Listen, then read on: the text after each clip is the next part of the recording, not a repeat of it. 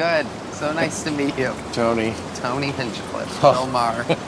Pleasure to meet you. Oh, the insult comic. I can feel the barbs coming. Should I not sit in the front row? No, you're safe. You're if safe. I'm in the front row, am I going to get spritzed with the comic barbs? You're not going to ask me where I'm from? No crowd work on you. No, come on. Do some crowd work. Ask me where I'm from. Where are you from? New Jersey. Come on. There's a slow pitch down the middle of the plate, bro. New Jersey. That is a shithole, indeed.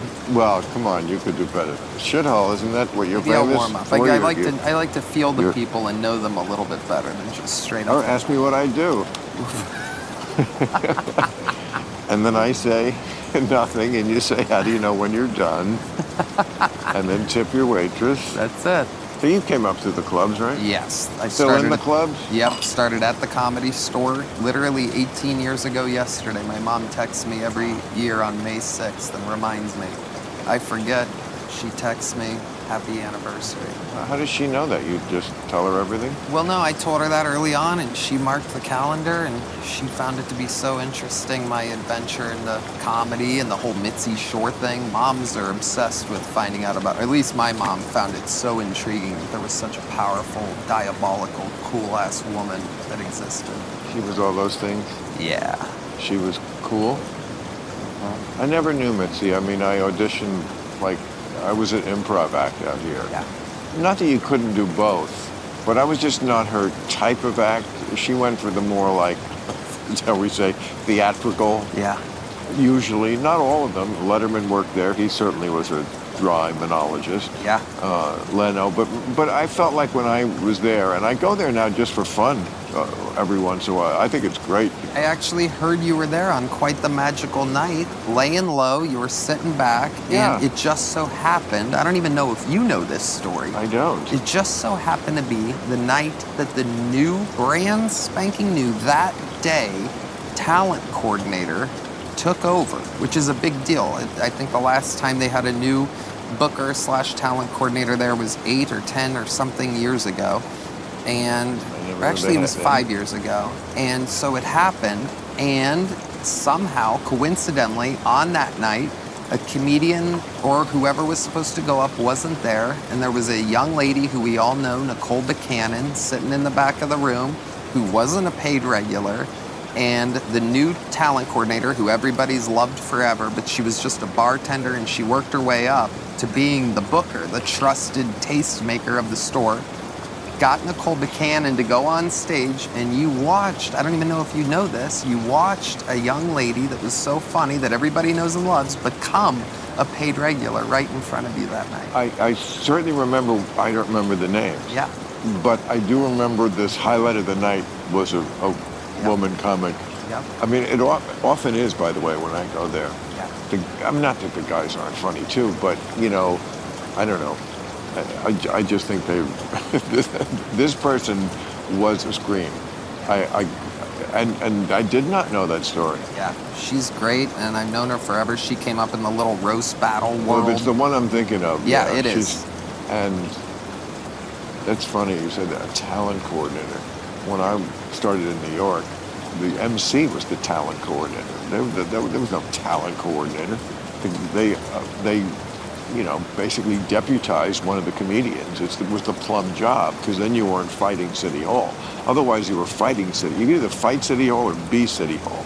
If you were the MC, also got paid $50. The comics got cab fare. $50 a night, wow.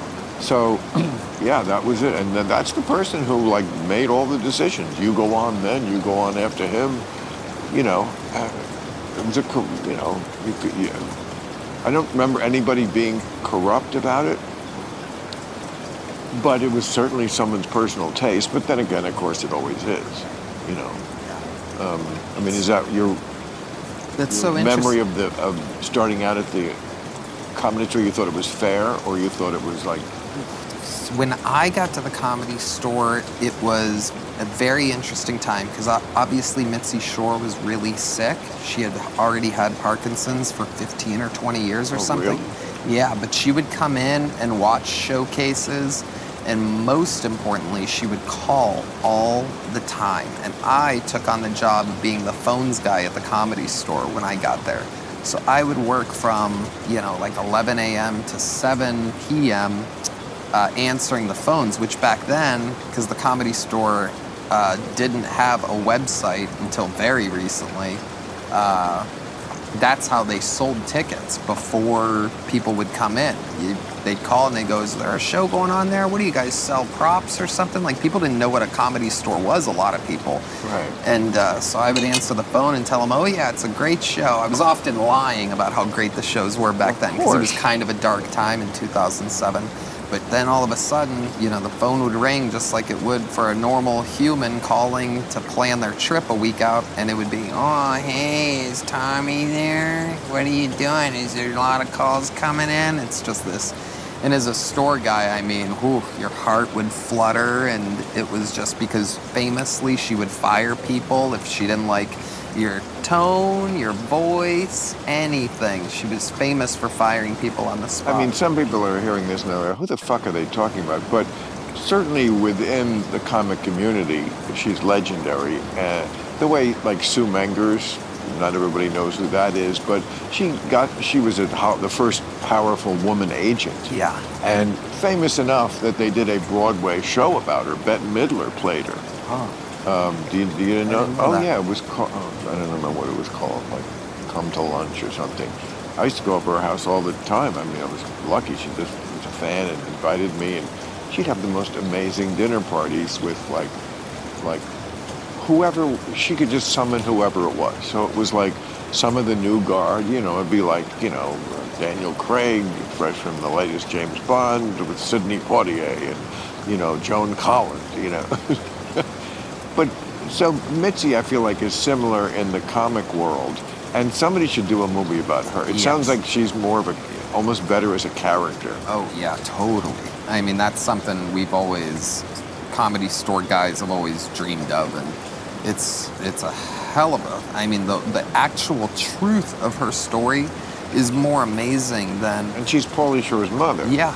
Right. Yeah. People know Pauly Shore. Okay. Exactly, which is interesting because most people start with that. They go, that's Pauly Shore's mom. And it's like, yeah, but it's funny because And her husband was Sammy Shore, who was also a comic. Yep. Not like a big comic, but not a failure, right? I mean, club comic. Yep. I think respected among his peers. Yep. One of those types who isn't that too much of Morty Gunty, not really household names, but the comics know them, and some people know them.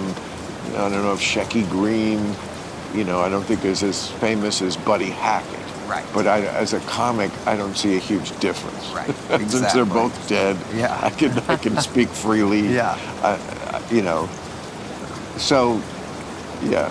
So he had so Paulie grew up, in the cavernous attics of the Comedy Store, the haunted, right? It's haunted, right? The Comedy Store. Yeah. Yeah. That's you believe what they that? say. Have you ever seen chairs move? I hate that I have, but I did see a little something one time. It was the craze. I hate that I saw it because it makes you sound crazy. What? Just always tell the truth. Yeah. That's my thing. I always just, they got mad at me for telling the truth about the Trump dinner. It's like, we're just going to tell the truth, and people, so just tell the truth. I understand your apprehension because it's like, well, then people say I'm this moron who believes in ghosts. Yeah. Look, I ain't a moron and no one thinks I am. And I'm the first to say, I don't know if I believe in ghosts, but I know so many people who are not crazy people, they're not religious, and they weren't drunk. They swear to me, and they saw something that is just, for lack of a better word, some sort of ghost or spirit. So what is your story? I had been there I have not. I hadn't either. Like I said, it's one of those wacky things where you're like, you gotta be fucking kidding me. And it hits you differently than you think it would when it happens. And I don't even know. Maybe it wasn't. It could have been anything. But it's funny because everybody, especially when you work there, especially when you work there all day and all night like I was when I got there at 22 years old, the whole first year or so, I was looking for one and hoping to see one. I'm not stoned every night, looking around the corners, feeling creeped out. I'd be the one that shut off the lights in the rooms, and you'd be looking and you didn't see anything. And then one day, middle of the damn day, sun blazing, it's like 1, 2, 3 p.m., somewhere in there. And I took a break from the phones to go smoke a cigarette. So you have to walk like down a hall and through the dark belly room because all those lights are off during the day. And when I broke the pathway into the belly room, there was just a weird feeling that happened. And then this human height looking jellyfish, like vibrating, kind of see-through, but like it's kind of, I don't even know how to describe, kind of jellyfish-esque, just this weird blob. A ghost. Yeah, it certainly seemed like it. I know. Beating around the bush. I know. It Look, drives me crazy. If it happened to happen in Costello, I believe it. If it happened to the Bowery Boys, it could happen to anybody. Yeah. Here's the crazy part of the story, is I didn't tell anybody. You ready for this? This is where shit gets weird. I didn't tell anybody at all because I didn't want anybody thinking, oh, Tony's high or nuts or almost passed Were you out or high? whatever. No, not at that time.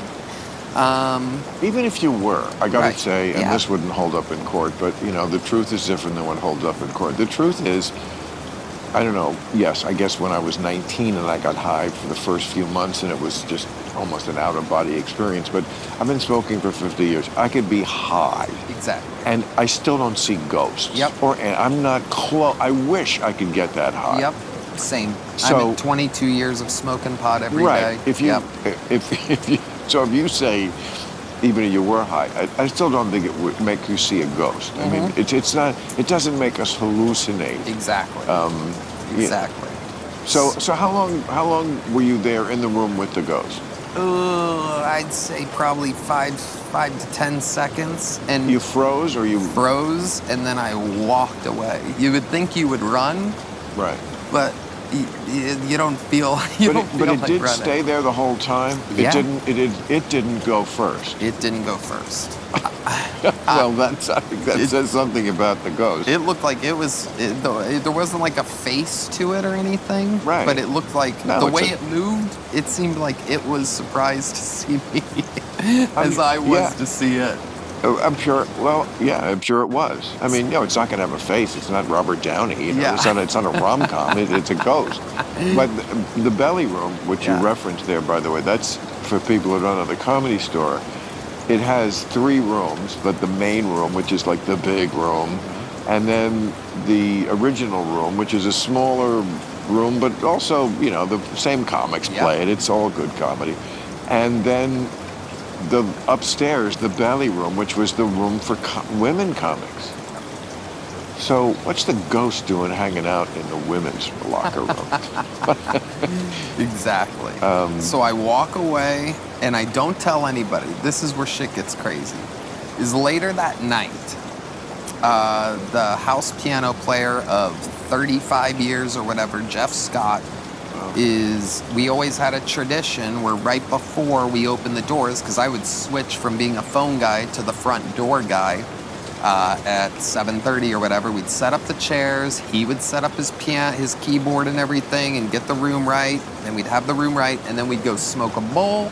We'd come back to the original room and open the doors. And I'd see people and he'd be playing the fucking ragtime on the piano.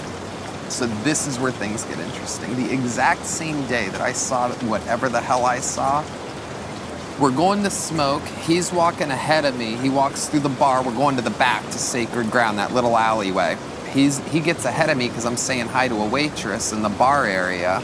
And then by the time I'm almost to that door, he's walking by me, now this direction, like he had seen a ghost. And I go, Jeff, where are you going? We're smoking. He goes, whoa. And he snaps out of it and he goes, dude, I just saw something crazy. I go, what did you see? And I'm fucking tripping in my head because I literally am going, please don't fucking say a white kind of blobby jellyfish looking thing. Well, actually, it's better if it's just one yeah. ghost. Yeah. Was it? It was. So it was the same ghost. Same exact thing, Yeah. except this time it was outside and it moved how he said that my thing moved. No. It was kind of like, yeah. Yeah, I mean, look, the other thing it could be is an alien. I mean, again, I get the inclination to go, oh, please, that people might be thinking or that we might be thinking about ourselves. But I'm sorry, like I say, I've just heard this too many times from people, and there's just nothing wrong with saying, I don't fucking know. And the alien theory, also, there's nothing unscientific about the possibility that there is other life in the universe, or that such life has been monitoring us, or that such life is already among us. I always say everything that happens in movies then happens in real life. You know, the premise of what's the big one where they're Will Smith and Men in Black. Yes. Men in Black, yeah. You know, it's not like that, but could it be? Yes. Why wouldn't it be? And it's the problem with talking about this stuff is that, especially with someone like you who is, I don't know if, you should tell me, I'm very curious, your reputation now as a right winger because you did the Trump rally and told the Puerto Rico joke, which is a great joke. You know, yeah. It was in the mix. It's a whole fucking conundrum. You would love to know the story because you would really understand it from a comedian's perspective. Like, I'm going there to kind of, you know, to do this thing about how, you know, free speech this and that and make those kinds of jokes. But I had a whole thing written and planned, you know, to go into the teleprompter. And that Puerto Rico joke was actually a joke that I had done a bunch in my stand-up, and it's part of a bigger joke with more front end and a longer back end. And like what? I'm curious. Well, it was, you know, basically at the end of the normal joke, I go, you know, I'm talking about the problems in the world, right? And I go, and I don't know if you guys know this, but there's a floating island of garbage in the middle of the ocean right now. Yeah, I think it's called Puerto Rico. Yeah. And the point of the joke is that people picture, obviously, in my mind, obviously, the Great Pacific Garbage Patch. Of course, it's the classic misdirection. Yes, which I'm obsessed with, by the way. I can't believe nobody ever talks about the fact that there's an island of plastic as big as Texas. Oh, I do. Yeah, on my show. It's wild, right? Oh, I did a whole fucking thing. And it's in the fish, it's in our sushi, which means it's in us. I've said it here also. If there's anything that's going to get us, they could possibly fix a lot of the air pollution because there are new strategies and technologies that are coming online. I can't describe them to you, but basically ways to clean up, you know. But the ocean, no. They don't have that at all. And they don't have a way, apparently, to get off plastic that you can sell to the people. I think they died before they gave it up. And they don't have a way to get it out of us, really. That one worries me more than air pollution, more than anything is plastic. Yep. But, no, there's no doubt it's insulting to Puerto Ricans. But, you know, I have been over the same territory. I mean, I don't think I would do exactly that joke, but I certainly have done many that have been objected to. And my thing was always, you know what? Everybody has to accept, in the framework of comedy, insults. We just... You know, and they're never fair. When we do a joke about the French surrendering, they did surrender, you know, to the Nazis. It's not like they are really more cowardly than anybody else. They planned badly, and they built something called the Maginot Line to keep out the Nazis after World War I. But they forgot to build it all the way to the ocean. So the Nazis just went around it. It wasn't cowardice, it was stupidity. Right. Polish people are not especially dumber than anybody else, but they got that. Right. Supermodels don't always throw up. Right. But, you know, and that's the thing, is like, the jokes, are they fair? They're not. Right. And we all just kind of have to suck it up for the sake of comedy. That would be my defense. I totally agree. Luckily, the Puerto Ricans, and I knew this going into it, and I knew it at the last second when I was doing it at 2:30 in the afternoon, which was another terrible problem. If there's one thing I was upset about... That was in the afternoon, that rally? Well, it started in the afternoon, and it was supposed to go to the evening. when I got there, I go, when am I going up in this thing? And they go, you're up first. Can you imagine? Oh, you opened. You opened for the Trump rally. I went up after the goddamn national anthem. But did you Bill do Maher. it because you're a supporter of Trump, or just because it's an opportunity and a paycheck? Was it a paycheck? No, it wasn't a paycheck. I did it literally to hopefully, get some, hopefully, if only 10,000, not to mention 100,000, maybe 200 if we're lucky, actual people to vote for him. Yeah. Oh, so you did want people to vote for Trump? Yes, Oh. without a doubt. Okay. I think he gets a weird rap in this world, man. And, We're going to have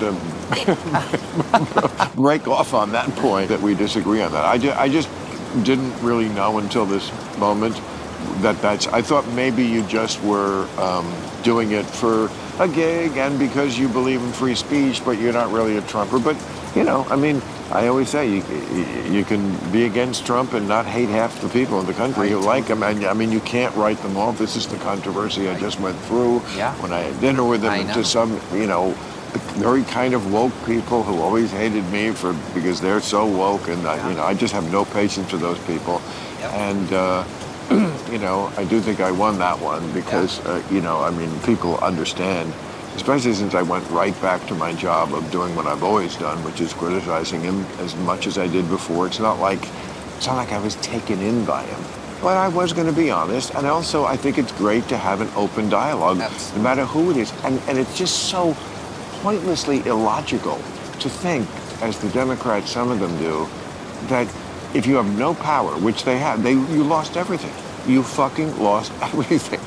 And now you're also not going to talk to the people who have the power. And Trump is the kind of guy, I knew this even before I went there, but I certainly was confirmed. He's the kind of guy who everything is personal relationships.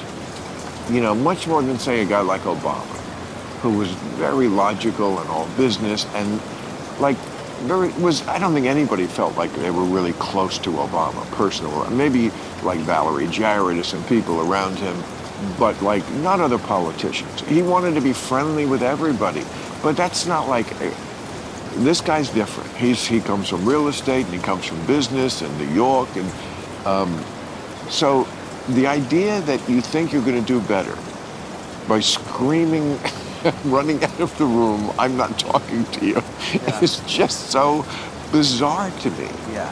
Who did he do that to? What? I didn't see that. Who did he do that to? Do what to? Run out of the room saying, I'm not going to talk to you. They're saying that to him, about him. The people who are criticizing me. You're exactly right. And I find that to be a very... Say, how could he have gone to the dinner? Oh, yeah. Gone to the dinner? It's dinner at the White House. How could you not? Exactly. It's, again, it would be different if I came out wearing the red hat. Yeah. It's okay, somehow this succubus... put his snake tongue down my throat, and now I'm, but that's not what happened. Right.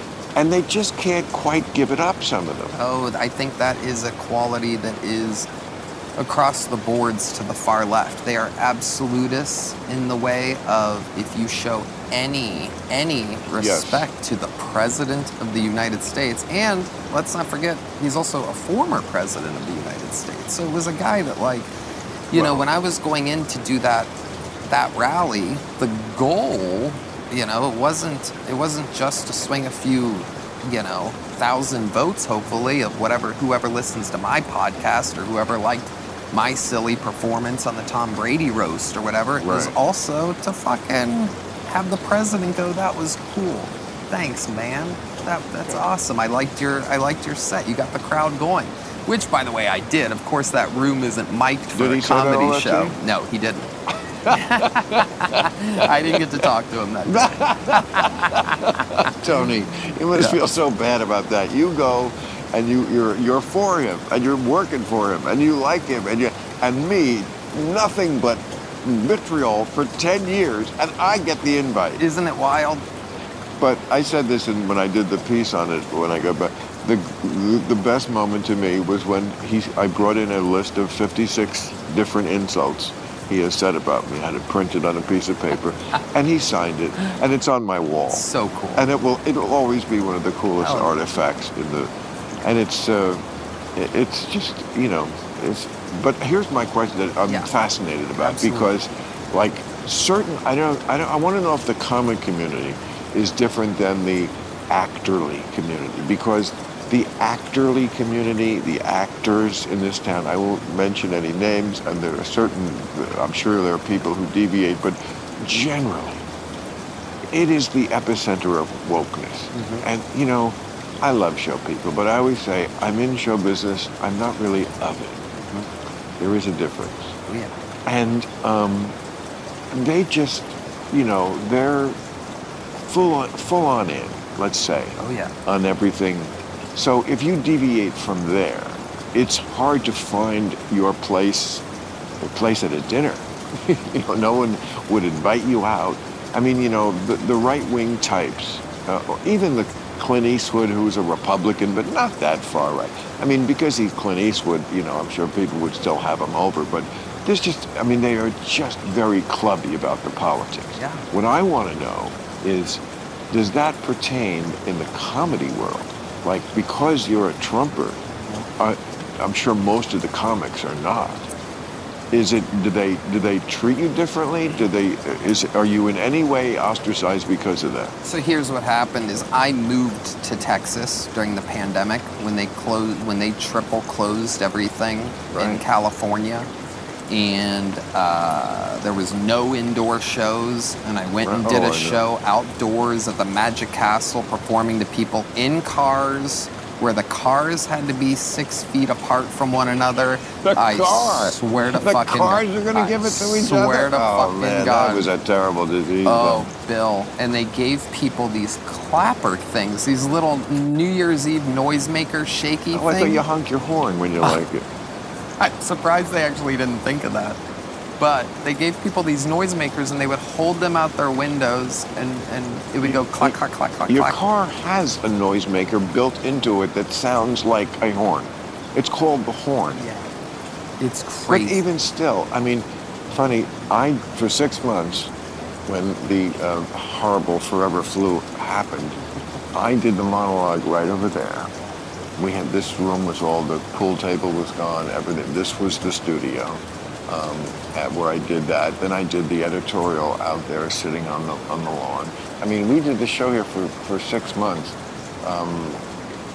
Some ways it made you more creative, but it was to do a monologue here.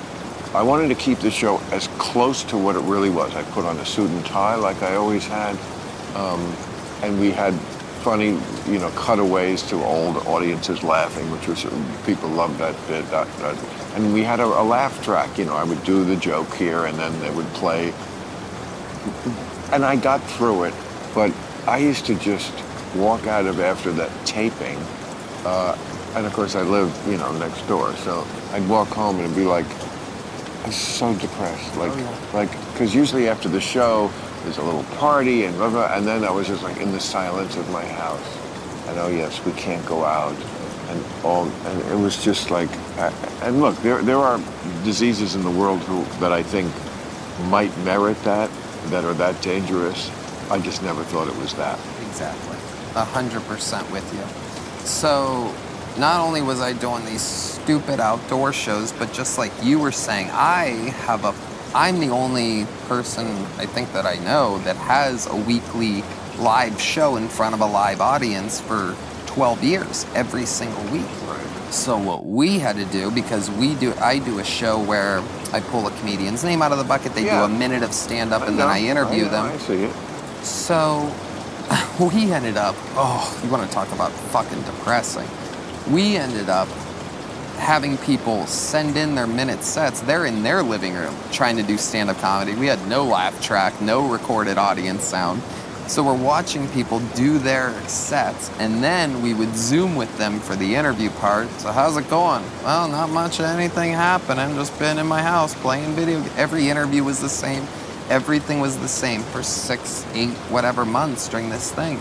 We had no live audiences whatsoever, especially when you're used to that every single week, like I'm sure you were. It's just, you go through the craziest withdrawals. So when I went and visited Texas, and they fucking have them indoors, and the place is packed, and there's no separation. I'm like, what the hell?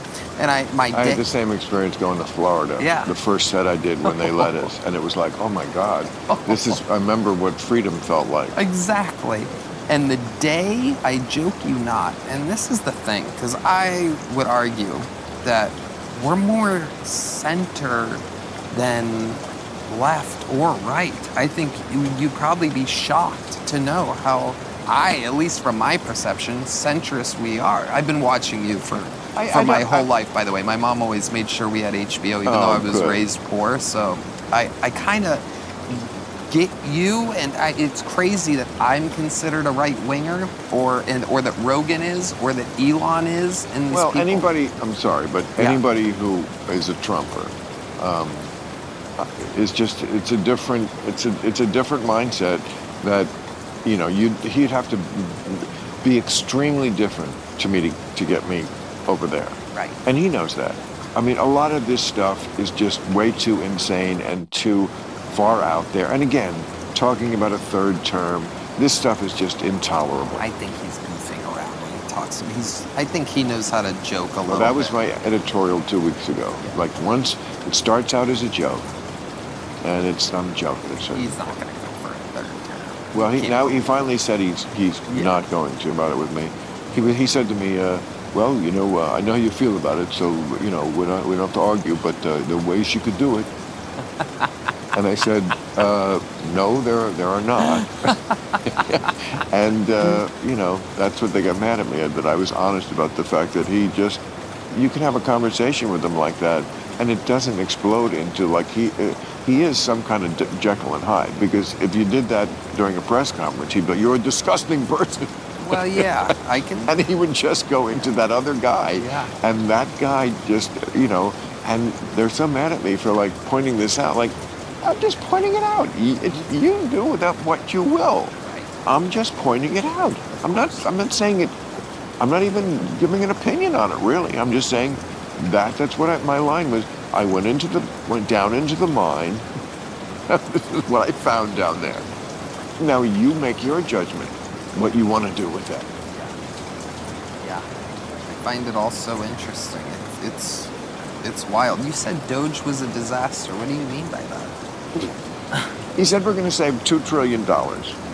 By their best accounting, it's a minuscule percentage of the budget, like 150 billion, and it didn't even work. The budget, the deficit, it's all worse than ever. They're at some point going to have to deal with that. What we pay on interest on the debt now is the second highest thing we spend money on. The only other thing we spend more money on is Social Security. It's more than Medicare. It's more than defense. It's $1 trillion just to service the debt, just to give banks money for loaning us money. And how long can that last? And they're not making it better. He's not fixing that. Look, it's a wild situation. His superpower is that he can turn on a dime and change his policy on anything. And because it's a cult, they will just follow him. So tomorrow, he could change any of these policies. And he's done it a million times with people. He throws them out, invites them back in. I love you, you're the greatest, you're the worst terrible person. And, you know, so do I love that kind of unpredictability? No, but the possibility that, even if it's a slim one, that he could, you know, say, you know what, Republicans need to tax the rich. I ran on helping the common man, and I'm going to do it. I don't think he's going to do it, because they never do it. But he could do it. I mean, this is a guy who just last week said, kids, you don't need $30. I'm done, need $2. 2 fucking dolls. By the way, what kid even plays with dolls anymore? And then he says pencils. Pencils? I can't remember the last decade I even owned a pencil. A pencil? For what? Yeah. But like, you don't need 30 pencils. You need 5. You need $2 and 5 pencils. I mean, and I cannot imagine another political leader being able to get away with telling people, fuck you. You think you're middle class? You're the working poor with a house full of crap. That's what you are. And you don't need all that crap. But you know, when you got the cult leader status, boy, I mean, it is amazing what you can get away with. Yeah. I think a lot of people look at it as a tactic, kind of. For example, you know, when he came in the first time and, you know, guns ablazing, tough on immigration, build a wall, build a wall, build a wall, build a wall, and people don't want to come in. This time he's flying people back to places and all this. I think he knows that he's publicly doing things to kind of lower the bar of people that are willing to illegally immigrate, things like that, for an example. Well, like he knows what he's kind of publicly doing to play. Well, what he's doing is working. Yeah. As far as stopping people from coming in. Yeah. If you ask me, it's not worth the price. It's not worth the price of suspending the Constitution of the United States, which says you can't just take people off the street and put them in a foreign prison. That is just insane. But if the message is, you know what? You always had a free ride. If you thought you could come here, the worst that was going to happen is, all bets are off, go back. Nope, you didn't make it. That's the worst that could happen. Probably you're just going to stay here. His message is, well, no. If you come here and we catch you, it might be worse for you. And, you know, that is a deterrent.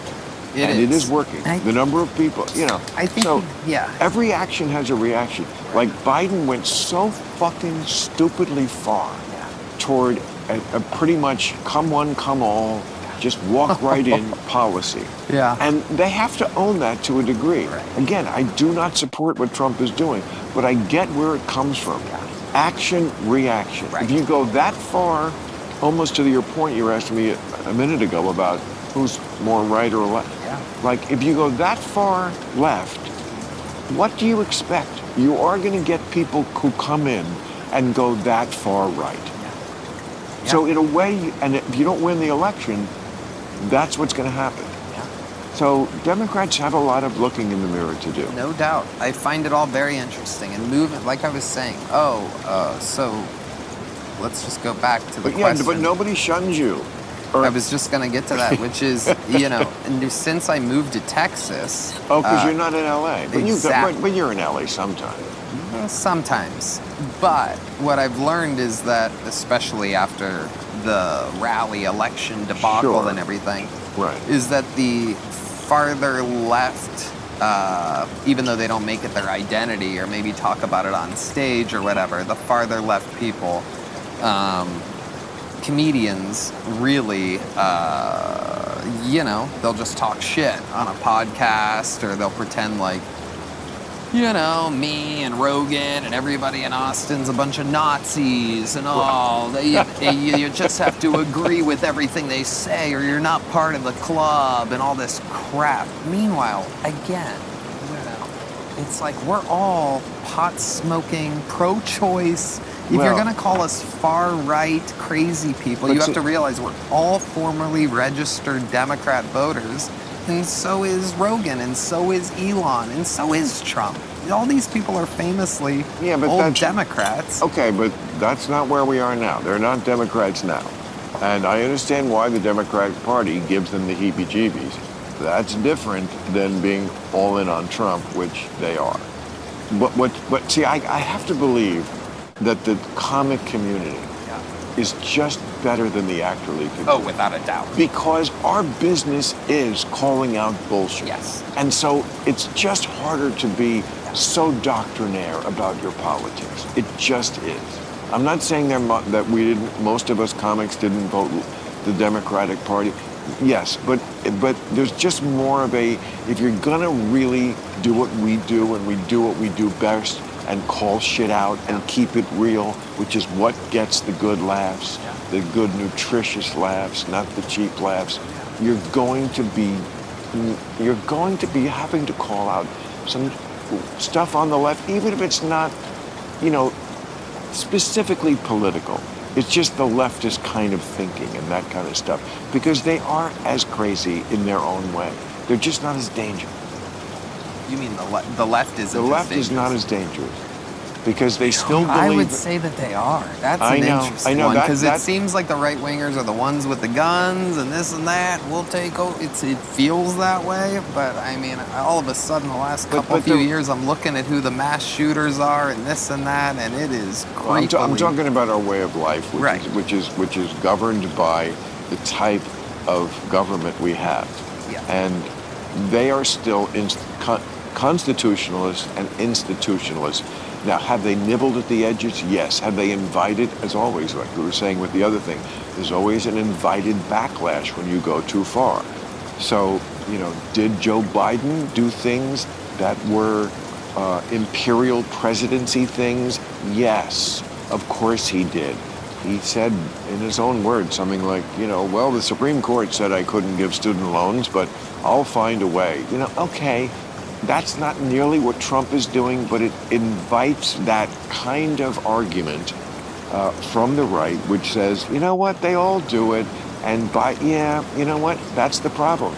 If you move a little bit here, Trump's going to go, oh, well, I'll king me. I'll just jump over you and go 10 steps further and worse.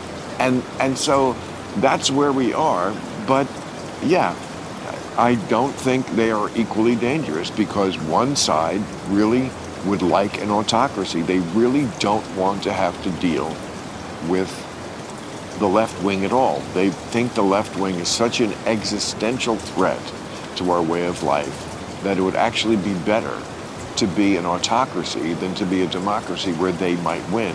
And I would be very surprised if the next election is one that will just go smoothly. It only goes smoothly like the last one when they win. When they win, it goes smoothly. When they lose, it's a shit show, because they don't accept election results. Nothing is more important to me than that. You have to accept election results. That's the basis of everything. And they're not there. Yeah. You have no thoughts about the fact that perhaps because, it was a lockdown and everything that, extra reviewers, like from both sides could be in the voting areas and stuff, You're still saying the 2020 election was not fair? Because even his own security team said it was fair. Get it? A lot of Republicans have. I mean, that's a dead horse that you got to stop beating. No, I'm not saying that. I'm not saying that I think that. But there were a lot of votes that didn't vote this year, and those votes were for the left. Well, he lost. He ran 3 times. He lost 1 and won 2. That's pretty good. And you just got to be, just be cool about it. I used to do a bit in my act about, you ever watch the end of a football game?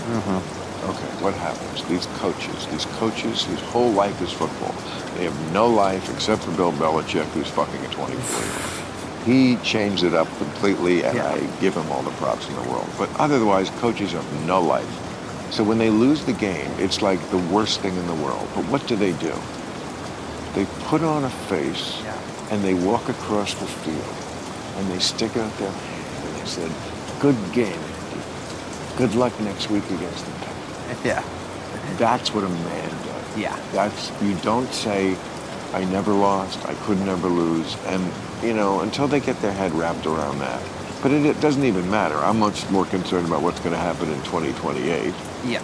And, look, it could very well be he does step aside, and that he lets Vance and Rubio fight it out, because it looks like he's setting them up to be the 2 heirs. Yeah. And then they run against Pete Buttigieg or whoever, and lots of things could happen there. And Vance and whoever could be the next, and absolutely could happen. Or, what could happen is that Buttigieg wins, and they just don't accept it. And that I can't accept. I think it's a very Trump-esque thing, specifically him, to not want to acknowledge or admit a loss. Okay. I wouldn't say that's possible. I wouldn't say that. That is possible. Yeah, I wouldn't say that that's a trait. Possible, and it's also possible that Trumpism, that's part of it. And his crowd wouldn't accept. I mean, look, Mike Pence is like persona non grata in the Republican Party. Yeah. Because he did the right thing. Yeah, he's a doofus, though. I mean, I agree with whatever. He did the right thing. He did do the right thing by admitting that, the election results were the election results. They were. Right. But Pence is a doofus maximus. And of course. my point is You whoever, think I like Mike Pence? Right, of course. No, but like... J.D. Vance. But I do like Mike Pence. Yeah. I mean, even though he's like the last guy I would have over here at a club random to like have a that good would really a good make time. it random. Well, You'd have to it go would all be very- caps on random if Well, Mike actually Pence would. is fucking I would Vance love on. to sit here and smoke and blow pot smoke in Mike Pence's face. That would be awesome. But you know that he won't.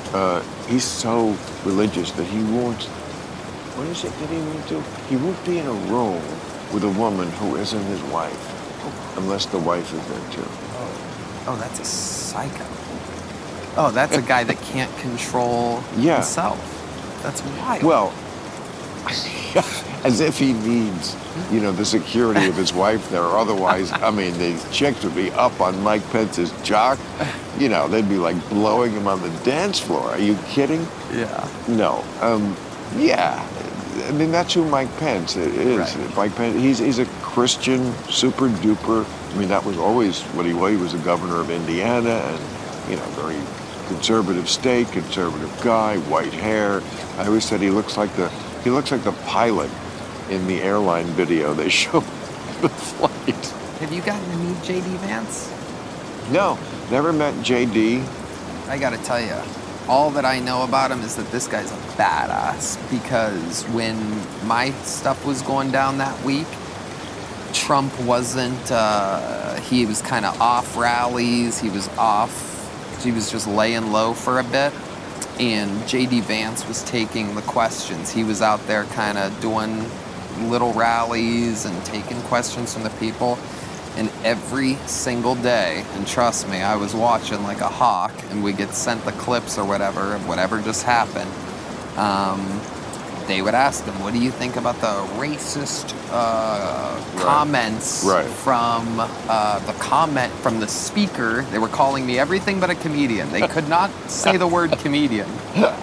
which I think it really backfired. That would piss me off. And when I was at the inauguration and everything, trust me, they were all high-fiving me and kissing my ass. Of course, at the inauguration. But they look at it like it was a massive part of them. They look at me doing what I did and accidentally, right? It couldn't have been planned. Accidentally being the news for 9 goddamn days during an election week. Stop pretending you don't love it. It put you on a different level. It definitely did. Don't try to sell me that you're suffering from this. But during not at all. But during the time, it was very stressful. Yes, of course. Just like my thing with the dinner was. It was stressful. But you know what? I didn't mind it because it was like, you know what? First of all, most of the people I'm hearing from are like, thank God for you and what you're doing. Even the liberals, it's like they got it. And also, I'd rather live on, and die standing than live on my knees. Absolutely. Just like, it's one of the great compensating things about being a comedian is that that's what we do get to do, is to speak our mind. And very few people have that luxury. I mean, God, talk to a publicist for any star. They don't want them to say anything, because anything is potentially, Justin Timberlake once apologized for complimenting a black singer. I can't remember who it was. It was a cultural appropriation. It's like, I'm so sorry, I'll do better. What's the problem? You say you like Otis Redding, whatever the fuck it was so ridiculous. Yeah. So publicists are like, just don't speak. Yeah. Just don't speak. And you see it on talk shows, you know, like they play games with them. Like, let's play tiddlywinks, and if you lose, I throw water in your face. Great. I don't have to say what I think about Gaza. Right. You know, and we do. Yeah. And, you know, there is somewhat of a price to pay sometimes, and you could fall off the ledge, you know. Yeah. But, I don't know. The ability to speak your mind, priceless. Absolutely. Absolutely. And I rode that wave, but my point is J.D. Vance, that entire week, he was taking these questions from the press like that. What are your thoughts about the racist comments? And he would nail it every time, day after day. What do you say? First of all, it's a comedian. I don't know why you're calling him a speaker. He was a comedian defending free speech, and where has our sense of humor gone? Right. How do you not know that was a joke? That's clearly a joke. Maybe it wasn't the right time or place. Maybe. I'm not even saying. Like, he was just taking the questions like he was a comedian. Like, he understood the perspective of the mission. And, So if you ever common sense. If you ever get a gig where you're playing to a left-wing crowd, I have a way you could do this joke and slightly change it, and it would still work. But think of some island where only rich white people go. So, you know, there's a floating island of garbage. It's called the Bahamas. It's called Cayman Islands. Yeah. You will be perfect lifted out on their shoulders. I am actually doing an entirely left-wing audience tonight. What? Yeah, because I'm performing at the Comedy Store here in LA. Oh. And will you be greeted by any sort of backlashy, sort of he's on tonight, or will they be like, he's a comic and that trumps Trump? They won't know until I'm up there because I'm a secret, unannounced pop-in. But I will feel it from 20% of the room. Assuredly, right. the girlfriends of the excited the excited boyfriend's gonna be like that, and there's always a few just angry. Yes. Right. They can't wait to show me. That's funny. Because they can't hide there. When I stopped doing the road last year, but for so many years I would see somebody in the front row, and it was in there who was like this, arms folded, stone faced, and it was just invariably the husband of a woman who loved me. You know, liberal woman loved me, and dragged the husband. Yeah. And I let it go for as long as I could in the show, and then I would just talk to the guy, and I would just point out, I know, you're the big, tough guy, you're the conservative, you're the tough people, and yet you let your wife drag you to a show you didn't want to go to. I do the exact same thing and reverse it, and I go, and here you are stuck watching me because you were too insecure to let your man go out tonight without you because you think he'll fuck somebody else, and one day he will. No, I got a better way to make him feel worse. Yeah. You're so worried your man is going to go out and fuck somebody else. Nobody wants to fuck your man. You can stop worrying, sweetheart. Mm-hmm. This is not an issue that's going to come up. Oh, he'll flirt, but no one will take him up on it. So let him go. Let him fly. Free bird. It's fun when you see those people out there. It makes me, when I'm performing, and I'll see it, and I'll ignore it, and I'll see it, and I'll ignore it, and I'll keep going. And the whole time I'll glance back, right? And I bet you would too, and when it happens to you. And you're trying to break them, right? You're trying to see maybe this one will get them, right? The angry face person to break. And we don't fight. If you get them to break, which happens a lot, yes, you know, because eventually they can't help themselves, right? That's the great thing about comedy. And even now, right, I'm kind of leaning into this whole, you think I'm a racist thing, but I'm just obsessed with different cultures. I love stereotypes. This is kind of the theme of currently the stuff that I'm working on, is I'm actually leaning farther into this type of thing where I'm saying what I love about America is that we can all laugh at each other. Like, Right. black people do this, and Asians are bad at this. And so now I'm really going for it. And it's so funny because they'll hold strong on the things that affect them. Of course. But then all of a sudden Of you're course. into something that doesn't affect them, or they don't have an Asian friend, or they don't have a black friend, or they don't have a this. And you find the thing that they agree with and they crack. And they do. People that try to have a bad time, people that try to not get comedy or purposefully find something unfunny, those are the most rewarding ones to get that laugh from. Well, I got great advice when I started, when I was complaining about a shitty crowd once. And a great comedian said to me, that's why they're here. Because they're not in a good mood. They came here for the medicine of laughter. And you're the doctor saying, what the fuck are you doing in my office when you're sick? Yeah, that's interesting. Yeah, that's why I'm in your office. Because I'm sick. And I need what you can heal me with. So why are you mad at me? Wow. Do you remember who told you that? Yeah, I didn't want to say because it sounds like name dropping. Okay. Who was it? Abraham Lincoln.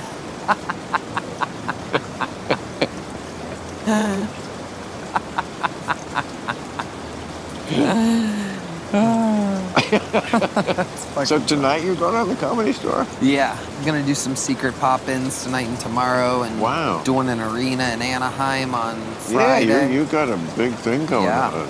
Yeah. It's fun, right? It really is. It's a blast, man. 17 years ago, I was sleeping in the back seat of my car behind the Comedy Store. I used to park up on the hill, work my shifts that I was telling you about, and then you'd walk up the hill because I didn't even have the right to park in that little parking lot yet. So I'd walk up the hill, go get my car, pull it down, and then pull it all the way behind the Comedy Store, get in the back seat, sleep in the fetal position, wake up at 8 a.m. or whatever, go shower in the main room, green room, and then go work the phones again, trying to write jokes. You're so lucky Yeah. that you had that experience, because everything that comes after is you're able to enjoy it because it wasn't handed to you. If it's handed to you, you can't ever really enjoy it. I'm so glad I'm not a Nepo baby. I mean, I know Nepo babies, they're not any worse than us. They're not. But they're also not, it's just, stop telling, it's like trans women and biological women. Stop telling me we're the same thing. They're not a bad thing, but just tell me we're the exact same thing. Because it just is easier to be a Nepo baby in this business. This business, first of all, if you're a internet outlet, a magazine, any place, anything with publicity, what do you want to cover more? Joe Schmo or Big Star's child? Which is a better story? Yeah. How's Johnny Depp's kid doing? Right. How's Bob Schmohawk's kid doing? Right. And I'm not picking on her, and she's a fine actress, and they're all good, and blah, blah. Very often they're very good because it is in their blood. Just the way athletes, which is completely different because you actually have to be good. But a lot of kids who are fathers were pro players are good because they hung around the stadium. So by the time they get to the stadium, it's not like, oh my God, I'm in the stadium. It's like, yeah, I grew up here. What's the big deal? Yeah. Yeah. And Dad taught me how to hit. Yeah. And Dad was Ron Carew. Yeah. Or whoever, Yeah, where I grew up in Youngstown, Ohio, a very, very, at the time, dangerous. But the most dangerous neighborhood in America is Appalachia. Where's that? What do you mean? The city? The place? It's not a city. Yeah. Like in the mountains? What do you mean? Jesus, didn't you go to high school? Yeah. Appalachia is a region of the country. I think it stretches across 8 different states. Mm-hmm. It's where the hillbillies live. You ever see Winter's Bone? Mm-hmm. No? You should. You'll love it. Being a hillbilly. Check it out. It's Jennifer Lawrence's first movie. It's an indie movie, but it's about Appalachia, which is, I mean, it goes through Tennessee, West Virginia, Kentucky, Coal Miner's Daughter. Have you heard of that? Yeah. Loretta Lynn, Butcher's Holler. A holler. What's a holler? It's a place where people live. Like, it's like a ghetto for fucking redneck. Okay. That's the most dangerous place. Yeah. Because, you know, like, they don't take to revenuers in there and government people, and like, they got their own law and their own shit going on in there. And like, really, law enforcement does not want to fucking mess with these people. I mean, they mess much more with the inner city than they mess with Appalachia, you know. And like Winter's Bone, just an amazing movie, does not have a false note in it. And I say that as someone who would not know what a false note was. Yeah. Because I'm very far from Appalachia. Yeah. And yet I somehow know it doesn't. So you're originally from New Jersey and then you came straight here? Not straight here. I mean, I went to college in upstate New York, and then after college, went to New York City, which is where the comedy clubs were. You know, the Comedy Store was certainly out here, but I wasn't ready for out here because that's where you went after you were ready to do Johnny Carson. Yeah. So, you know, there were three big clubs were the Improv, Catch a Rising Star, and the Comedy Store. There was also then the Comedy Cellar, which I know is still thriving. So, you know, you did as many sets as you could every night. On the weekends, you could do 6. You could do 3 in the early show and 3 in the late show. You were always running to a cab to get you downtown so you could go run in right off the street sweating to do your show at the Comedy Cellar. It was crazy. That's how Austin is now. What? Austin has that much of a comedy scene? Dude, there's 8 comedy clubs within like a few blocks of each other. So it's not even cabs and rushing. You can literally walk it. You can tell the person there, I got this. So Rogan has one. That must be the Rogan has Granddaddy Club, right? Yeah, and it has 2 rooms with 2 shows a night. So you could do 4 shows at that one club alone. Holy shit. Yeah. And you do? Yeah. Sometimes. Really? Still? Yeah. If I have, even if it's only just one joke or one line that I'm really excited about, I'll do a whole set just to be able to figure out where to slide that in. I feel like really, when I really felt like I was good was when I made the decree to my agent or whoever doing this.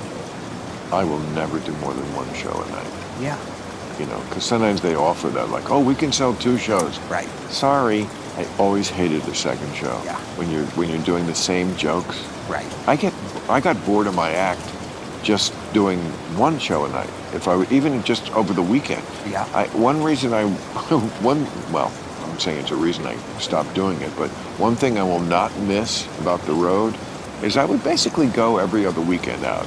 And it was such an easy thing. I'd take up my own plane, I'd go to fucking Cincinnati or wherever, do a show, Friday night, stay over in that city, fly to the next city the next day, do the show, and fly right home. I was only out of my bed 1 night. It was the cushiest way to do a show.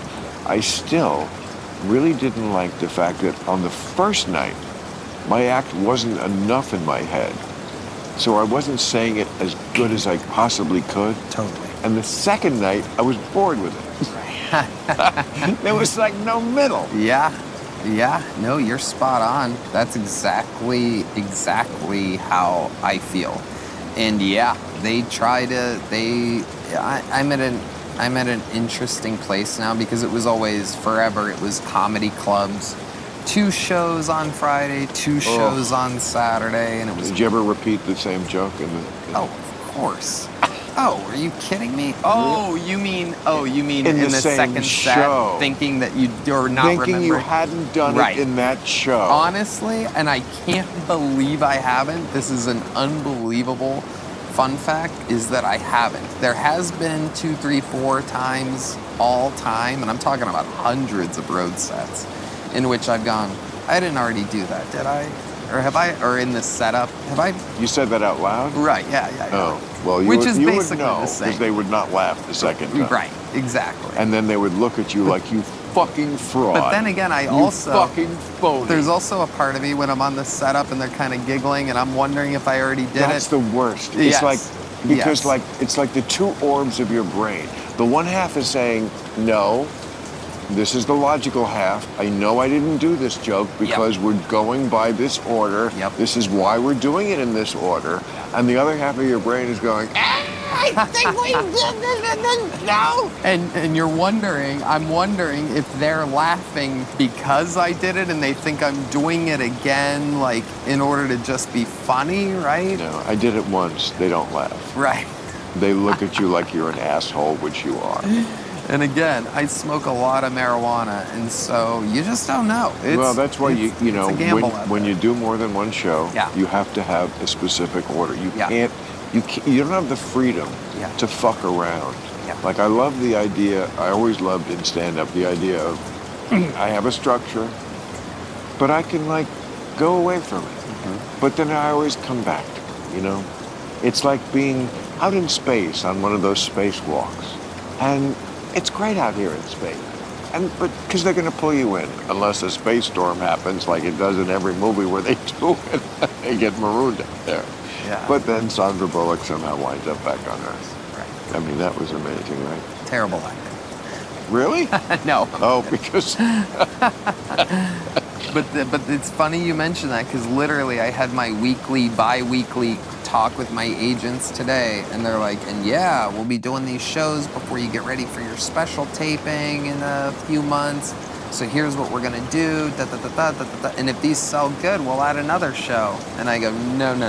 Good for you. We're not doing another show. I go, I know you guys want me to do another show, getting 10%, sitting on your same ass that you would back at home looking at the ocean waves. Right. But I'm the one that has to do the goddamn show. There's no chance. Oh, right. And so, I literally, what's funny is this was only 2 hours ago.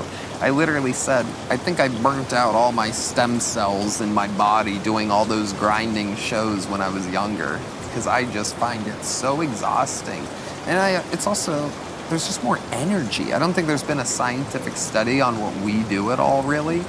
But I think the higher the expectations of the crowd, right, that watches you every week, that's going, I don't ever go out, but I bought a ticket for this. I worked an extra shift this week to be able to get this ticket. And you feel that. You feel that. It's not the old days where I love that. Yeah. I mean, I love, if I had to summarize what I love the most about doing stand-up on the road, it's they want me to do something that they feel only I can do for them. And then I do it for them. That's it. Because there's so many choices. I'm not saying they never buy a ticket to another comedian, but there are a limited number of, most people don't go to a lot of comedy shows in a year. So you're one of their 1 or 2 or 3 favorite comics. So, like, you obviously do something that tickles them in a way that others don't. And they want to get that from you. And I love being the hero. Yeah. I love delivering. Yep. And that's, I think, what I miss most about the road. Yeah. But I was very surprised this year, being home all the time. I don't miss it. Like, because people don't understand, it's such a maintenance factor to have an act. I mean, I had my show. I don't even count this podcast because I do zero preparation for this, obviously. I just show up and get high, which is great, which is a whole different thing. But an act you need to maintain. Yeah. I compare it to playing the cello. You can't just pick it up 3 weeks after you didn't play it. Yep. It's an everyday kind of, it's a mistress. Yeah. And you got to feed her. And, if you're Bill Belichick, give her all the deeds to your property. I've been defending Bill Belichick in the green room of the mothership. Sweetheart, I am Bill Belichick. I'm Bill Belichick without the 9 Super Bowl rings. Yeah. People in the green room have been talking shit about him, going, this girl's running his whole everything. I go, what are you guys, what, first of all, you don't know what you're talking about. Second of all, it's proof that they were in the right, that the camera was pointed at her, strangely, during this interview. Strangely. Right? Right. They knew what the fuck they were doing. I go, we're here in Texas. We hate the mainstream media, and meanwhile we're going, oh man, CBS exposed the fact that Belichick's being controlled. When have we ever agreed? When have we ever not thought they were up to something shady? And then I said, what was up with that reverse camera shot right on her? And then they started to like, oh, okay. But it's so true, man. It's like everyone wants to see, I call it my Game of Thrones theory. When Game of Thrones came out and became the biggest show in the world back in the day, I think people started a thing in their heads where they wanted to see kings fall because they were. Yeah. Once every few weeks or months or whatever on that show, you were watching a new person gain the Iron Throne or this or that.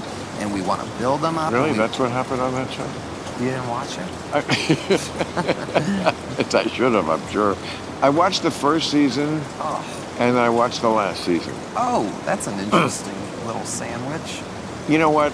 My problem is dragons. I'm not a fantasy guy. Like, I was a history major. Yeah. So the history part of it, the part that looked like an actual medieval kingdom, I loved. Mm-hmm. And I could tell you about medieval kingdoms till you fell asleep. Yeah. I really could. It wouldn't take long. I know. So that I like, but like once you bring in the dragons, I'm kind of like, I just can't hang with dragons. I'm with you 100%. But only they have been able to do it correctly for me. Yeah, I liked the last season. I mean, it was, and I especially appreciated the last episode, which was a tribute to Shakespeare, lost on the critics, I must say. 100%. That's another thing I get in arguments about all the time. Right. I defend that last season of Game of Thrones to the tooth and nail. Well, you know, it was et tu brute. I mean, you know, you have to kill tyrants, is what Shakespeare was saying in Julius Caesar. And it was very that. And I just don't think the modern audience gave a shit about any of that. Yeah. It was like, does the handsome guy get to fuck the blonde English chick? Right. You know, I mean, I don't know. But it was, look, I'm always thrilled when HBO has a huge hit because it only helps me. Totally. You know, I Totally. mean, the show ends and it's so, and don't forget this week on Real Time, 100%. Bill Maher has some Again, fucking egghead that like. I'll say it again. I was raised super poor, but somehow my mom always made sure, I think it's because my dad used to visit once in a while to watch boxing matches, because Boom Boom Mancini, a famous old boxer, I remember, also yeah, sure. from Youngstown. And so... Oh, he was from Youngstown? Yeah. Okay. So I think she only did it so that he would hang out sometimes once in a great while. But when you say very poor, what are you talking about? What, were you eating Cheez-Its from a dog bowl? Not that poor. That would actually, I mean, first of all, Cheez-Its aren't the cheapest thing. I know you might not know. You've been making it No, for a when while. I was poor, Yeah. I was very poor. I was Yeah. very poor from 18 to 27, like college. I mean, I didn't think of it as poor because we were at college, but like, when I look back, like, are you kidding? I lived in fucking slums. They were slums. Ithaca, New York was like Appalachia, by the way. Appalachia, even though it's not officially part of Appalachia, yeah, Ithaca, New York, if you take away Cornell University, it's Appalachia. It's like fucking hillbilly. Very rural, very out in the country, very Trump country. I'm not equating the two necessarily. Okay, but like... You know, being a Trumper isn't, what you're calling a Trumper isn't that crazy. I mean, he did win the popular vote. That doesn't mean it's not crazy. That does not, those two things are not, Yeah. okay. Right. That's fine. Look, you've been talking to me for what, an hour and a half? Yeah. Do I seem like a guy who hates you because you're...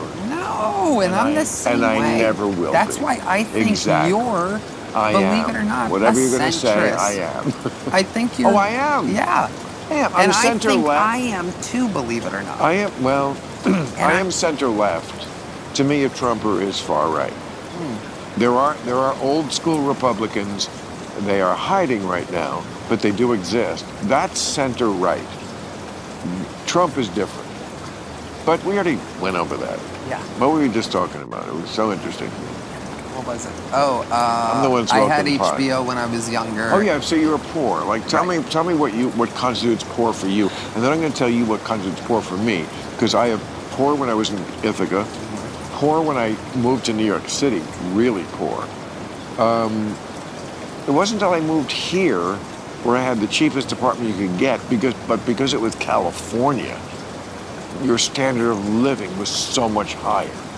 There was a bird outside your window instead of a bus. Mic drop. Yeah. California. Yeah, mine was a different. I was a different kind of poor when I first moved here, which was fucking looking for goddamn nickels and quarters on the ground and picking up every job I could. And there was even a period. How often do you find a nickel on the ground? Back then, it was more often because they actually used coins back then. Pencils. I know exactly. Pencils, nickels. But yeah, I was raised pretty poor. My mom made sure that I went to, believe it or not, it's impossible to sound poor while saying that you went to the private school in town. But I did go to the private school in town. She forced my dad, they were never married, they were in separate things. It's a whole crazy ass story.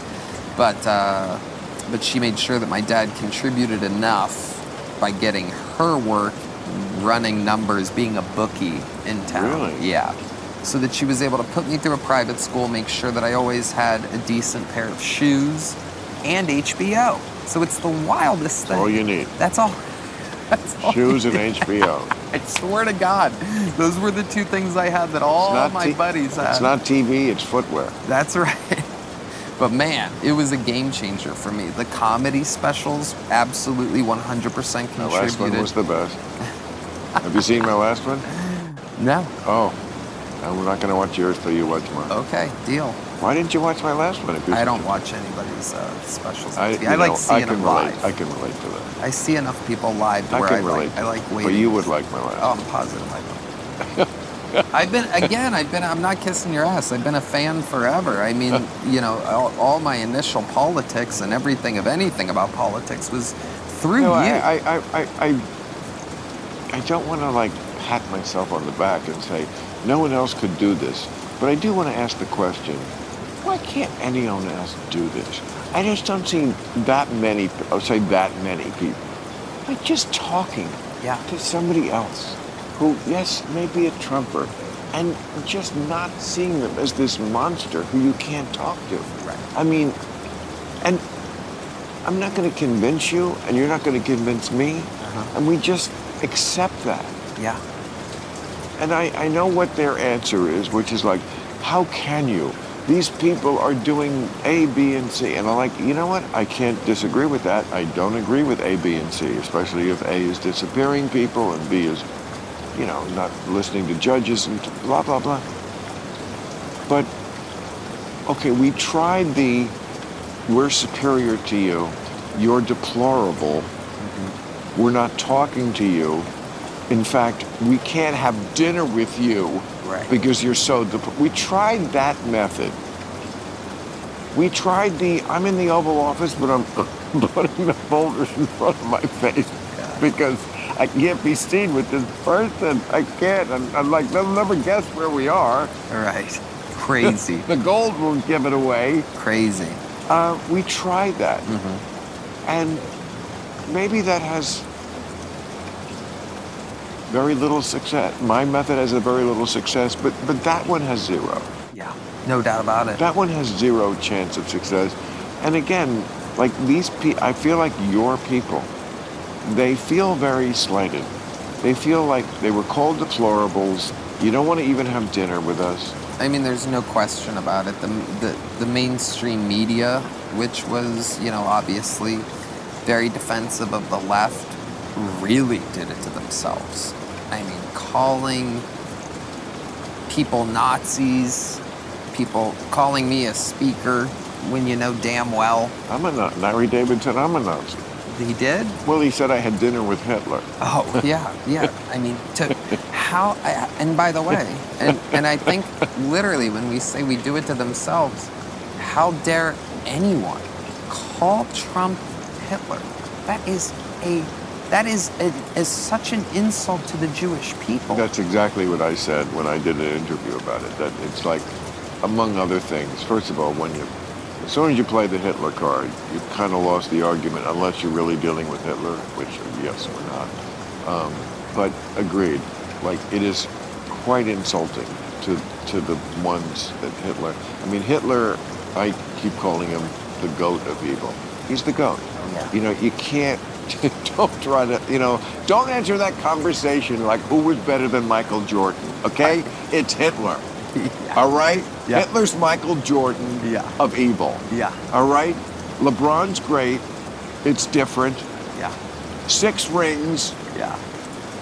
6 million people dead. Yeah. It's just like, stop it. Yep. There's different eras of it. Genghis Khan was the Wilt Chamberlain. Genghis Khan, I don't think people give Genghis Khan enough credit for as much of a mass murderer as he was. And also a mass spreader of semen.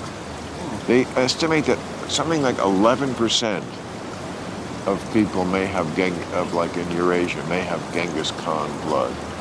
Yes, absolutely. He made up for all the people he mercilessly killed by fucking endlessly and impregnating so many people. So, you got to balance the good with the bad.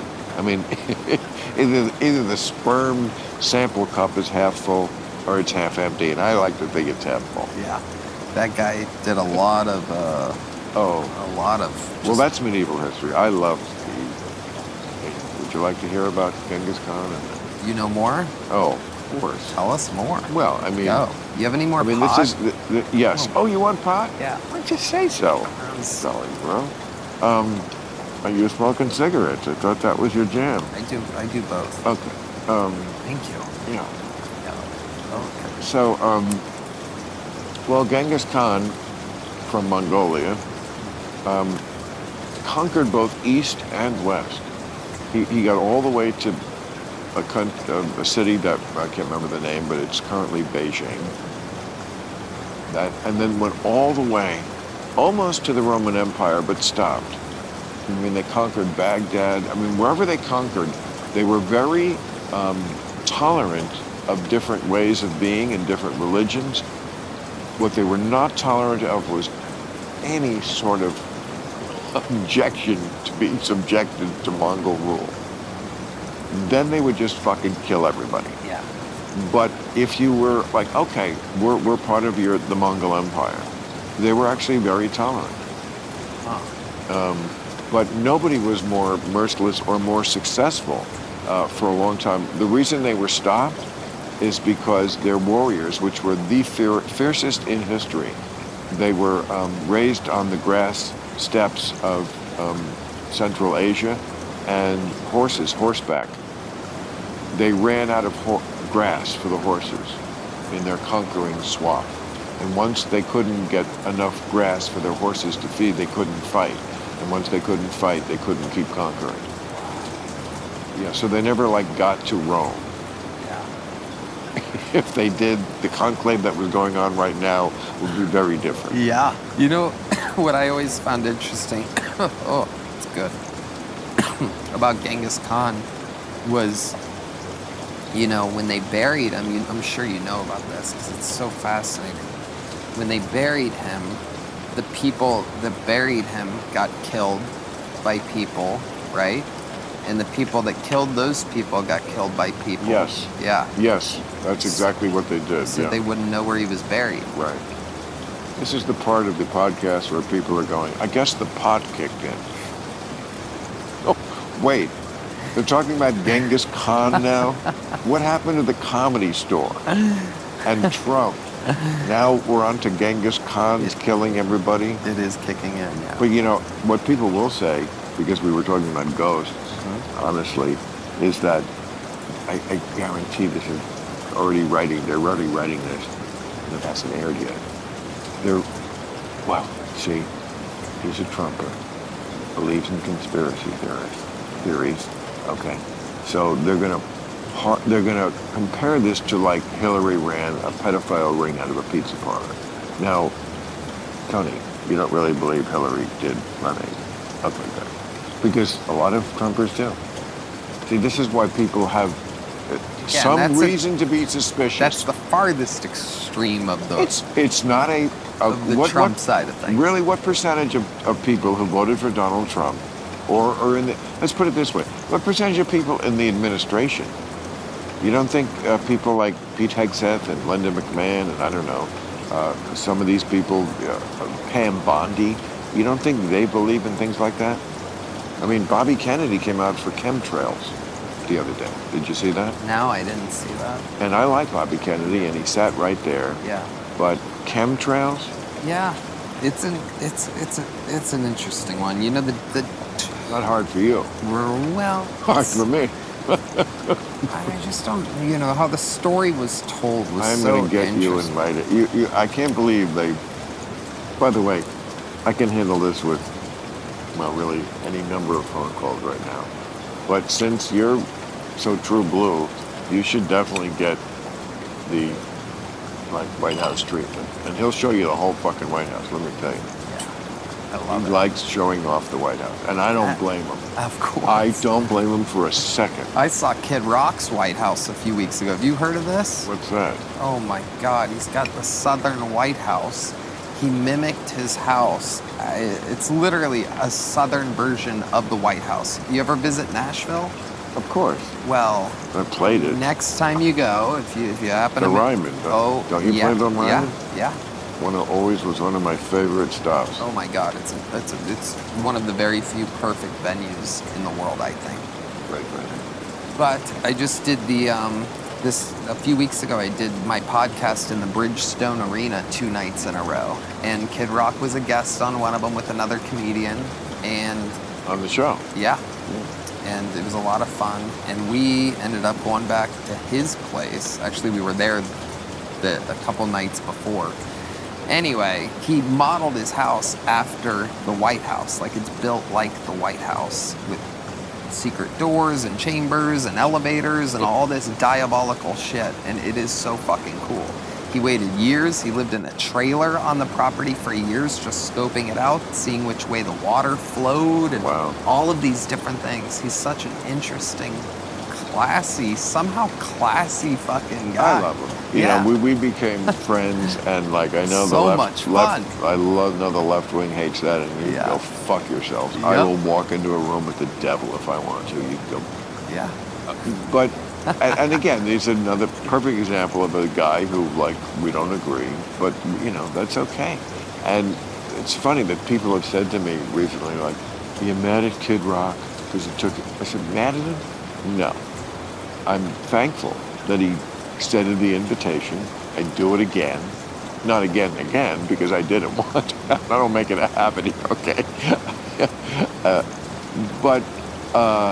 No, I'm mad at him. The only thing I'm mad at him about is that he convinced me to get that shitty Bobby Darin album I got.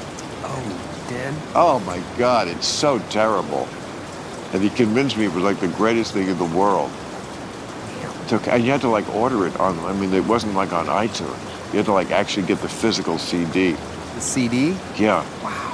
Some record Bobby Darin made, like he was trying to be a hippie. Mm-hmm. Like after his splish splash, I was taking a bath. Yeah.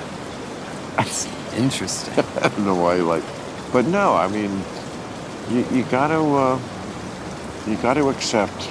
Yeah. You know, that's one of the things I've really come to appreciate about these last couple of decades of my life that I didn't get when I was younger. Acceptance. It's everything is accepted. I would almost argue that it is a quality of, and again, I'm not a very political guy. I consider myself a centrist, but I would almost argue that it's becoming acceptance and that type of invitational, let's break bread energy somehow is becoming slightly a more quality of the right. And that's why being called a racist, that's where everybody really fucked up. Because sure, Appalachia, I get it. Correct. But I live in the smack dab middle of Texas, granted in the more liberal part of Austin, Texas. But I get out a lot, and I golf out 45 minutes that way or that way or that way, and I'll go hunting that way and that way. There's all these different parts. And those people, if a black person walked up to their goddamn door, they would be, in my opinion, a lot of them, 1,000 times nicer than a suspicious, wacky liberal that's not used to welcoming people in or being a good neighbor. But that's near Austin. Sure, I'm also just talking about the road. I'm still out there. I mean, honestly, both things exist in America. And I would say, first of all, when I say accepting, I mean accepting of someone's personality. I don't mean accepting of their political policies. So don't anybody write in and say, Bill Maher said we should accept Trump. No, I don't accept Trump's bad policies. I accept humans. On the other thing, there was a story maybe a couple of years ago of some black person walking up to some white guy's door for a very innocent reason, and the guy just shot him, some old fuck. And my answer to this is always, these people do exist in America, but they're my age, and it's not a growth industry, racism. It's just not. Right. Those people, they do exist. They do still exist in America, or just the person. I know people of color who've said, you know, I went into this store in, you know, fucking the Panhandle in Florida, and I just got that happens, a harsh look from someone just because your skin is brown. That absolutely does exist.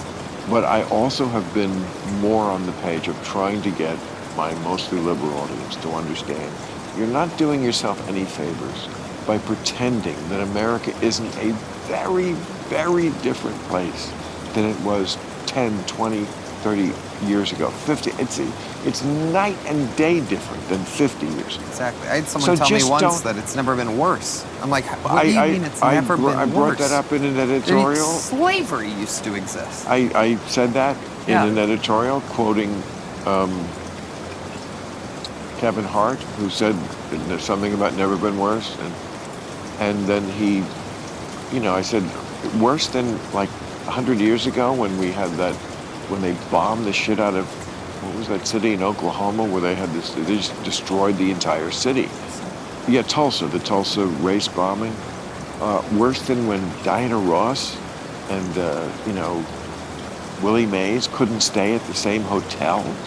And he fired back about like, oh, we should be thankful that we're in the... No, I'm not saying you should be thankful. That's not the point, and you know it's not the point. I'm saying things are different. And to say everything, that things are worse than ever is just delusional. And it's not And it's the good. kind of... irresponsibility of, you know, and I love Kevin Hart, but that's a fucking... when people say things like that to where it's absolute, right? If things have never been worse, that's dangerous. With great power comes great responsibility. LeBron James put out a Instagram post that went super fucking ballistic the week of my shit, and the video started with me, and it edited out the beginning, the part of the setup, and basically the end. Yeah, of course, we all have. But I mean, it's just, I really hate that. And that kind of thing is what makes me say to that wing of the party, yep, I'm an ally until you lie. When you lie, then I can't be your ally. And I just fucking hate a lie. Just tell me what you think or what's the truth. Just don't fucking lie to me. Exactly. I'm just like I'm like an abused woman. He's been lying to me. So much lying. If you just don't lie to me. But it really is true. Yeah. Like women, it's like, if people want to know like the main thing to do to not piss off a woman, just don't lie. It's almost always the lying that'll get you. Totally. I learned that early. Are you married? No. Never been married. No. Well, I was married for a short period of time. What do you mean? Yeah. It's like, oh yeah, that's right. No, I'm high as shit, but I was married for a couple high years. as shit, and I forgot marriage. I'm not sure about. I'm not married now. Now I'm not sure about the ghost. Again. All right. No. Now the ghost is very much in suspicion. No, I've been married. I'm not married. You were married? Yeah, just for a couple years. It was fun. It was a good little run. Met a girl who we couldn't fucking separate at all for a week or two. We were having so much damn fun. She is originally from Australia, and so she goes, my visa's up in a little Oh. bit. So, and I'm literally like, it wasn't even like, I mean, Damn. I have no regrets. We're still extremely like best friends to this Oh. day. I'm the godfather to her fucking stunning little son, Oh. and we're happy. She'll But be coming so up. you don't think she used you to Not at all. It was literally Just- my idea. I know what it looks like. I mean, it was, and we had it was a blast. Looks like we should send her to prison in El Salvador. Is what it looks like to me. An immigrant who took advantage of an American, and we should probably deport without trial. That's what it looks like to me, my friend. She's an American now, thank God. Yeah, because of you, right? Well, I mean, Once you marry them, they're good to go, right? it was Even if they get divorced, I it's don't not like they really- divorced the country. I don't even know the rules. I just know that they weren't gonna. So why did it peter out? Well, at the time, You got tired of the sexual intercourse? no, it wasn't that. It was just, it just kind of, Usually it's that. she, there was some addiction issues on Sexual her. intercourse? No. Oh. Yeah, well, I mean, sex was fine. Everything was good in that department, but It was fine. Yeah, it's got to be better than fine. it was great. It was 10 years Great, ago. sure. It was great, yeah. That was great. Well, I mean, And a minute ago, it'll be my stupendous. ex-wife. Have you ever been married? Let's see, I'm very high, so I'm going to wait and think about it. No, I've never. No, I one of the proudest achievements in my life. Anyone Not ever- because I think marriage is bad, just because I think it would have been bad for me. So the fact that I was able to stick to my guns and not, walk down the aisle. And of course, the more you listen to people who are married or were married, I mean, God, I just read that Michelle Obama said that I hated my husband for 10 years when the kids were little. Who says that? I just don't understand it. And then she said, but we've been together 30, so 10 bad ones, I think that's pretty good. I don't. Yeah. Like, I'm not on that page that, 1 decade of misery. Yeah. I can do that standing on my head. They're like a monster going to jail. Yeah. 10. I can do 10, please. Yeah. It's great, right? I would never do it again. You would never do it again. It was a one-time thing, yeah. I know myself well now. And what did you learn? Well, now things have just changed, It was a best friendship kind of, while obviously hooking up. And now I'm just kind of, as corny as it sounds, I just like my independence, and I really, really have found a way to be super comfortable, by myself. Doesn't sound corny to me. Yeah. Yeah.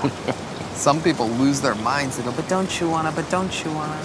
And it's like, don't you wanna? Don't you want to? Yeah. Don't you wanna do what let's take a look at our nights. That should definitely be a song. Yeah. Don't you want to? It should be on that Bobby Darin album if it was any good. No, it should be on Dua Lipa's album. Or Charlie C. X to the Z. Whatever her name is. I mean, don't you want to? Because you're so right. That so sums up what the argument is to people like us from the usual, don't you wanna? And then my answer was always, no, not really. Love means not how do you make me feel? It's like, what's right for you? If I love you being happy more than I love whatever you're giving to me, that's when you pass into the actual love stage, as opposed to just when I was younger, which is, I love you. No, I love what you do for me. I love how you make me feel, but that's about me. That's not love. And that's okay, but it's just not.